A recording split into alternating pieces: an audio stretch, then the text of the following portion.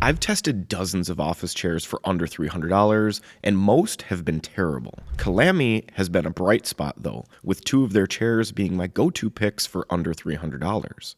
The 5188 is another chair from Colamy and is also priced below that $300 mark at $259.99. Will this be Colamy's third home run in a row? Let's find out. The first thing I look at when evaluating any chair is how solid it feels. Does it feel well put together, or does it feel flimsy and cheap? Most often with chairs under $300, they feel cheap, the parts will rattle, and the chair will probably only hold up for a couple years. The 5188 from Colamy, while in that under $300 category, feels solid. It feels like there's a lot to the chair. I don't think it feels as nice as the Atlas, which is also from the same brand, but it feels substantial compared to most chairs I've seen for around this price point. I also like that it has a uniform look throughout and doesn't have parts that don't match. From a build and finish standpoint, it feels pretty good for $259. If you're looking to fast track your ergonomic chair search, check out our chair comfort cheat sheet in the description. The seat has a typical pulled mesh design with a very pronounced frame. The seat is both wider and deeper than most standard seats I've used. The extra width is nice because I do not come into contact with the hard frame on the sides, but the depth of the seat may pose a problem for people that are around my height and under. I say that because at my height it fits me very well, but if you're shorter than me, the front of that seat edge may come into contact with the back of your legs, and with no seat depth adjustment, this could be a deal breaker for short people.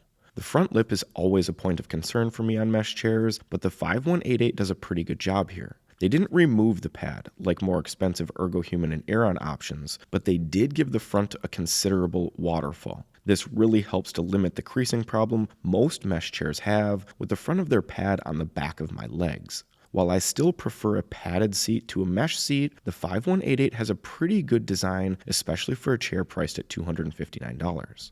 The backrest may be the strongest point on the 5188. The high, wide back will be suitable for most people, and the large height adjustment range really helps to dial in the lumbar support to fit you properly. The split design does a nice job of providing some flexibility in the lumbar area to help with applying different levels of support depending on your height and weight. The mesh has decent softness and good elasticity, so it allows you to sink in comfortably while also having good bounce back and feeling supportive. Overall, the backrest is comfortable so far, but one thing to note is that it is large, so this may be another area where it isn't the best option for petite people.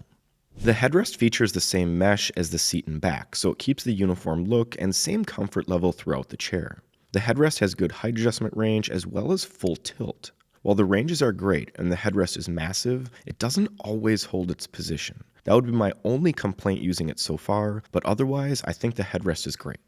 The arms seem to be a direct copy of the Herman Miller Mira 2. At least the pads look almost identical. They have that oval shape with droopy front. These pads may look odd compared to most, but they do serve a purpose. Because they droop down, you can scoot your chair closer to your desk while still using the arm pads. The pads also have good softness to them. They aren't as soft as the Mira, but they are softer than almost every sub $300 chair I've used. While the pads are good, the arms also come with three-way adjustment. They have height, depth, and swivel adjustments. All have good ranges and really help to get the arms into a more comfortable position. The one adjustment that is noticeably absent though for me is width adjustment. And because the seat and the chair in general are pretty large, the arms feel wide, which pushes my elbows out to the side, which I don't love. And because there's no arm width adjustment, I can't fix that, which is another reason why this probably won't be a good fit for short or petite people. The Recline is an area where the 5188 compares favorably to most chairs under $300. It has a synchro tilt recline with a good range. The action is smooth, with a unique way to adjust the tilt tension and a fully upright locking position available. I think the range is what really sets it apart. Aside from the Tacova and Atlas mentioned previously, there aren't many options with recline ranges that are larger with the smoothness to be able to use the entire range comfortably like the 5188.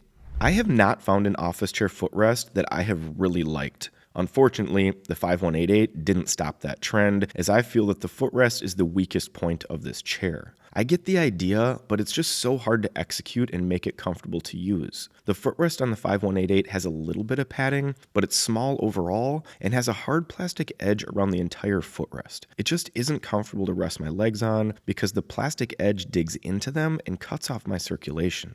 The other downside I've noticed is that I can feel the footrest when it's folded underneath the chair and I tuck my legs up to my chair base. I know this isn't the proper way to sit in my chair, but it's a habit and I'm not able to break it, and I like to tuck my legs up by my chair base, and not being able to move them freely is annoying to me. I think the chair would be better served without the footrest and priced $10 lower at $249.